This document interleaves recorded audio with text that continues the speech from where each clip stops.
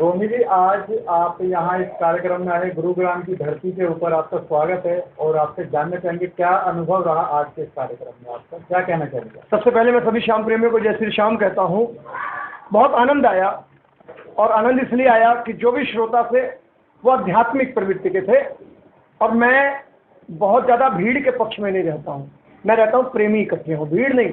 भीड़ किसी की नहीं होती, भीड़ और शोर शराबा नहीं।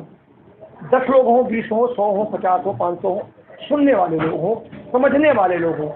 क्योंकि अध्यात्म मनोरंजन का विषय नहीं, अध्यात्म भीड़ और शोर शराबे का विषय नहीं है। ये तो अपने अंदर उतारने की चीज़ है, भक्ति अपने अंदर उतारने की चीज़ है। तो बहुत आनंद आया। कुल मिला के जैसा नाम है गुरुग्राम, वैसे गुरुओं की धरती है, और खूब आनंद लिया लोगों ने। और मैं सबका साधुवाद करता हूँ कि शोर शराबे के वक्त इस आधुनिक जो वो ऐसे जो परिस्थितियाँ हैं, ऐसों में ऐसे प्रेमी अगर बाबा से जुड़े रहें तो मैं उनको हमेशा नमस्कार करता हूँ, नमन करता हूँ। रोमी जी, आपके जो भजन है वो संदेशवर्धक भी है, तो ऐसे भजनों की प्रेरणा का स्रोत क्या है? देखिए, ये सब अध्ययन से आता है। खाली मनोरंजन की दृष्टि से भजन गाना मैं उचित नहीं समझता हूँ। और मैं ठाकुर से हमेशा प्रार्थना करता हूँ। मुझे लगभग 40 साल हो गए भजन गाते, 57 साल की मेरी उम्र है, और मैंने लगभग 13-14 कंट्री विदेश में भी भजन गाए। लेकिन मेरा उद्देश्य मनोरंजन का नहीं रहा। मेरे को जिस दिन मैं ठाकुर से प्रार्थना करता हूँ, जिस दिन मुझे लोगों का मनोरंजन करना पड़े, उस दिन मुझे घर बिठाना, मैं वहीं से आपका भजन गुणगान करूँगा। क्योंकि भजन तो जीवन बदलने के लिए होता है, भजन केवल मनोरंजन का नहीं होता है। और ये प्रेरणा मुझे हमेशा श्री रामचरितमानस से, गीता से, गुरु ग्रंथ साहब से मिलती है कि भजन तो अंदर उतारने की चीज़ है, भजन तो दिशा दशा बदलने की चीज़ है। आपने एक बहुत बढ़िया संदेश दिया था जिसमें आपने कहा था गौ सेवा के लिए। हाँ, गौ सेवा जो कि हर किसी को करना चाहिए, तो उसके बारे में अभी पिछले दिनों मेरी मुलाकात मलूक पीठाधीश्वर आदरणीय परम आदरणीय संत राजेंद्र दास जी से हुई थी। उनके शिष्य भी तरुण इनक्लेव में कथा कर रहे थे, तो मैं उस कार्यक्रम में उपस्थित था। और मैं हमेशा ये कहता हूँ, देखिए, अभी भाई साहब ने एक बात कही थी कि गौशाला अलग बात हो गई, गौशाला एज ए वृद्धाश्रम हो गया, कि जैसे हम अपनी माँ को वृद्धाश्रम बेच करके कुछ फीस जमा कर दें कि भाई उनकी सेवा हो। लेकिन उस गौ की सेवा घर पे माँ की तरह करना, ये बहुत बड़ी बात है। ये भाई साहब ने संदेश दिया था, मुझे बहुत अच्छी लगी। और ये बात मैं पहले बोल भी चुका हूँ, मैंने वहाँ भी बोली।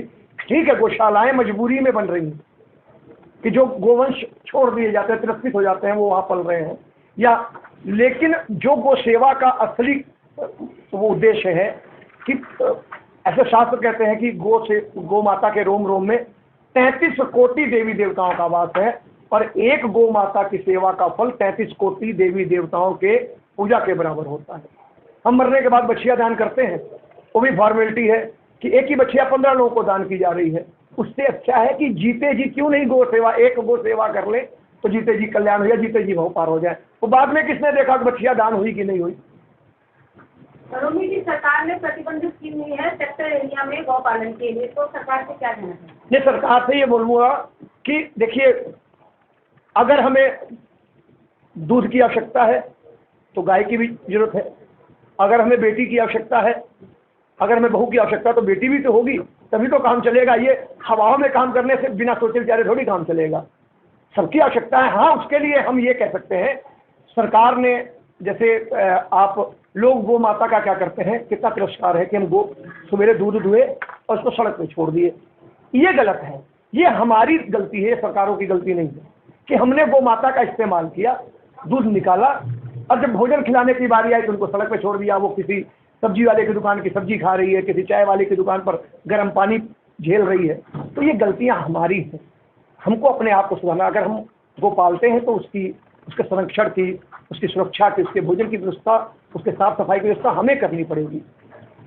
रोमी जी, आज कल धर्म के नाम पर भी लोग जो है अपने स्वार्थ सिद्धि करते रहते हैं, ऐसे लोगों के लिए क्या संदेश है? देखिए, मैं हमेशा ये कहना चाहूँगा कि आज धर्म का राजनीतिकरण हो रहा है।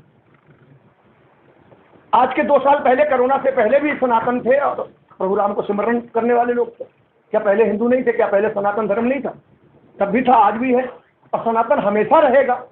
सनातन इसलिए हमेशा है क्योंकि हम सर्वे पवन सुखना सर्वे संत निरामया का हमेशा हमने सीख पड़ी है अपने शास्त्रों से।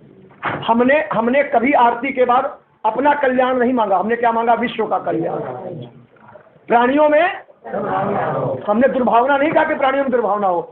हम अपने मंचों का इस्तेमाल अपने प्रभु के गुणगान के लिए जितना मर्जी करें, हम अपने राम के चरित्र को जितना मर्जी बड़ा करके लोगों तक पहुंचाएं, लेकिन हमें हमारे शास्त्र इजाजत नहीं देते हम किसी और के आराध्य का अपमान करें, किसी वर्ग का अपमान करें।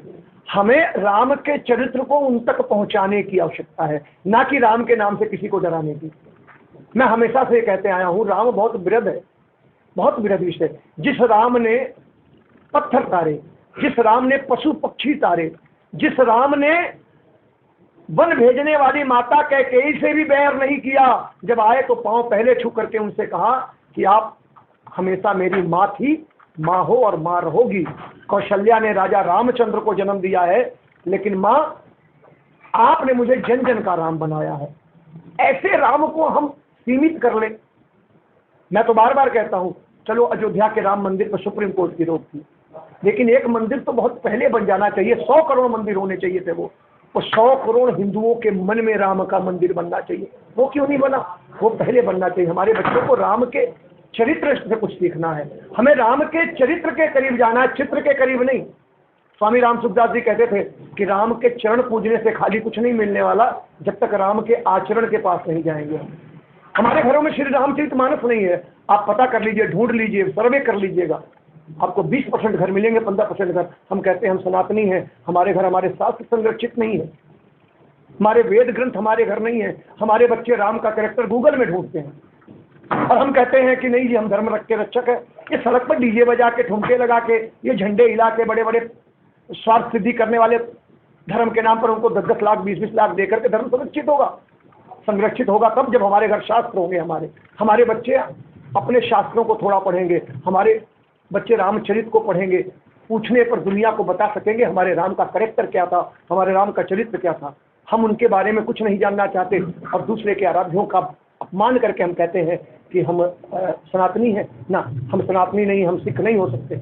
अगर हम सिख हैं तो हमको गुरु ग्रंथ साहब के हिसाब से चलना पड़ेगा, हमको गुरुओं की शिक्षा माननी पड़ेगी। खाली हम झंडे हिला करके थोड़ी बन जाएंगे। मैं तो बार बार कहता हूँ, मंडल के लोग बैठे, क्षमा करेंगे, आप लोग बड़े हैं, भरे हुए पेटों के भंडारे बंद करिए, अपने शास्त्रों का भंडारा लगाइए श्री रामचरितमानस का भंडारा लगाइए, मद्भागवत गीता का भंडारा। जिस घर में गीता नहीं है उस घर में गीता जानी चाहिए, उस घर में श्री रामचरितमानस जाना चाहिए।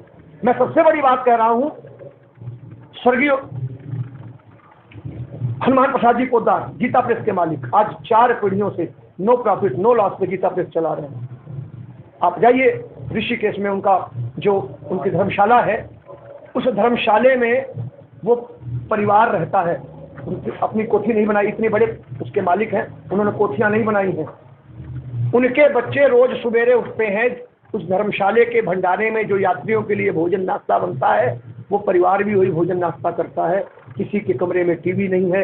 उस घर के बच्चे उस धर्मशाले में रुके हुए यात्रियों को रोज सवेरे गीता, रामायण और आपका कल्याण पत्रिका, इसका सब्सक्रिप्शन फीस देते हैं। उनको उनकी वो लेते हैं कि आप इसके मेंबर बनिए, ले जाइए। अब सोचिए वो परिवार कब तक सेवा करेगा।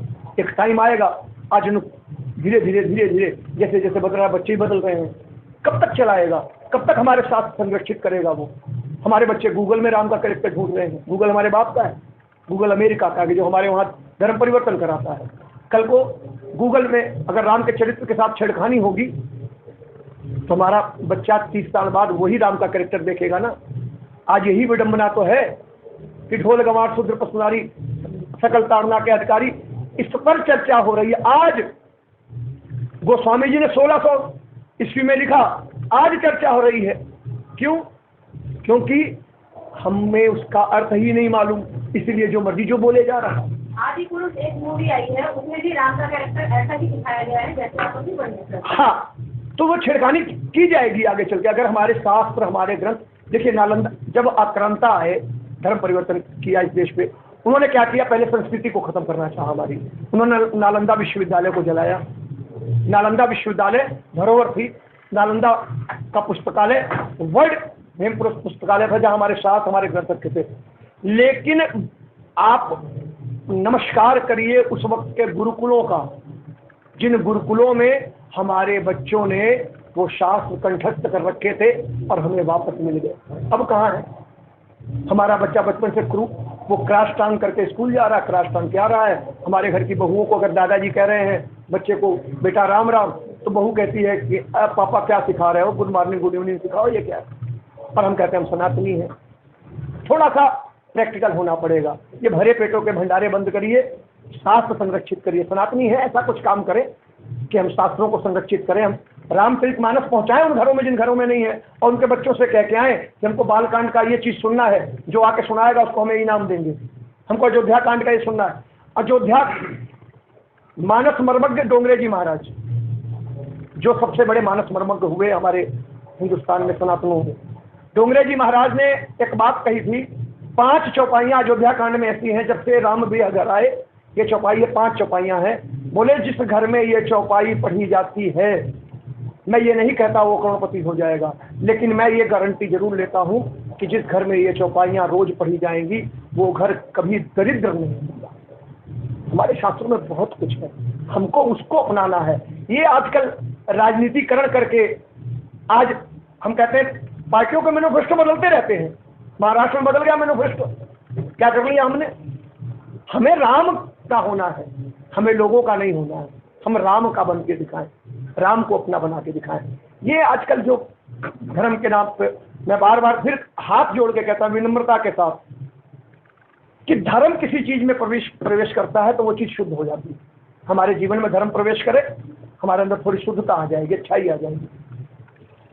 लेकिन जब राजनीति किसी चीज में प्रवेश करती है वो चीज अशुद्ध होने लगती है, हम आपस में लड़ने लगते हैं। हमारे घर में राजनीति घुस जाए तो क्या होगा?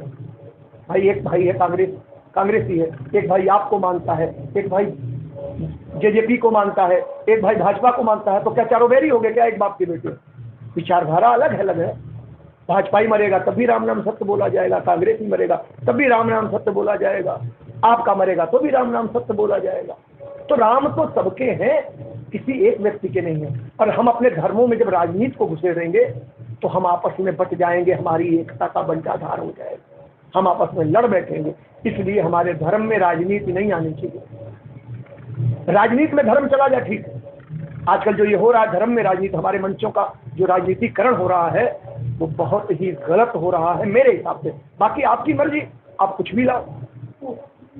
अभी दिल्ली में एक मीटिंग हुई, इसमें कहा गया कि हमारे बच्चे कम से कम क्लबों में नहीं जाते शनिवार इतवार को, भले वो फिल्मी धुनों पे यहाँ नाच रहे हैं, ठुमके लगा रहे हैं, क्या दिक्कत है? वो क्लब में जाया कर। मैंने उनसे कहा, मैं हाथ जोड़ के कह रहा हूँ कि वो क्लब में नहीं जाते, बहुत अच्छी बात है, बहुत अच्छी बात है, लेकिन गौर करिएगा, देखते रहिएगा, कहीं क्लब को ही ना ले आए यहाँ पर, क्लब ही ना ले आए यहाँ पर।